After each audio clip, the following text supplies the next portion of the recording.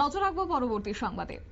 আজ গোটা রাজ্য জুড়ে ঈদ উল ফিতর পালন করা হচ্ছে। ইসলাম ধর্মাবলম্বীদের পবিত্র এই উৎসব এবং সকাল থেকে রাজ্যের বিভিন্ন মসজিদ প্রাঙ্গণে তারা নামাজ আদায় করেছেন এবং ইমাম সাহেবদের নেতৃত্বেই তারা আজকে নামাজ আদায় করেছেন এবং সেই সঙ্গে ইসলাম ধর্মাবলম্বীর মানুষরা সেখানে উপস্থিত হয়েছেন, ভিড় জমিয়েছেন মসজিদ চত্বরে। আজ এই পবিত্র ঈদ উল ফিতর উপলক্ষে ধর্মনগর শাহর ঈদগাহে ধর্মপ্রাণ মুসলিমদের এই ঢল নেমেছে। অবশ্য ধর্মনগর মহকুমার নোয়াপাড়া এলাকায় অবস্থিত এই ঐতিহ্যবাহী ঈদগাহে সকাল 9টায় ঈদের প্রধান জামাত অনুষ্ঠিত হয়। শহর এবং শহরের আশপাশ গ্রামাঞ্চল থেকে শত শত মানুষ একত্রিত হয়ে নামাজ আদায় করেছেন এবং বিশ্ব শান্তির প্রার্থনা তারা করেছেন।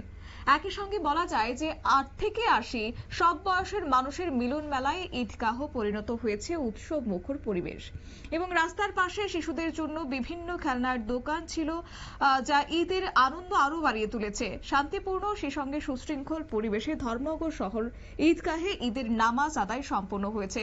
গোটা রাজ্য জুড়ে সকাল থেকে সেই ছবি লক্ষ্য করা গেছে। সকাল 7টা থেকে শুরু হয়েছে ঈদের নামাজ আদায় পর্ব এবং সেই সঙ্গে মসজিদ চত্বরে 8 থেকে 80 প্রত্যেকেই তাদের ধর্মীয়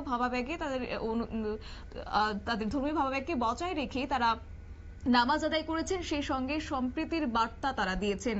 একই ছবি ধরা পড়েছে শহর আগরতলা থেকে শুরু করে বিভিন্ন প্রান্তে। সেই সঙ্গে লক্ষ্য করা গেছে ধর্মনগরেরও সেই ছবি। ধর্মনগর শহরের ঈদগাহে ধর্মপ্রাণ মুসলিমরা সকাল থেকে ভিড় জমিয়েছেন এবং তারপরে তারা নামাজ আদায়ের পর একে অপরকে কোলাকুলি করেছেন এবং আলিঙ্গন করে তারা তাদের ভ্রাতৃত্ব সৌভ্রাতৃত্বের বন্ধন তারা বজায় রেখেছেন। পাশাপাশি যে মেলা বসেছে সেই মেলার আনন্দ আজ উপভোগ করেছেন প্রত্যেকেই।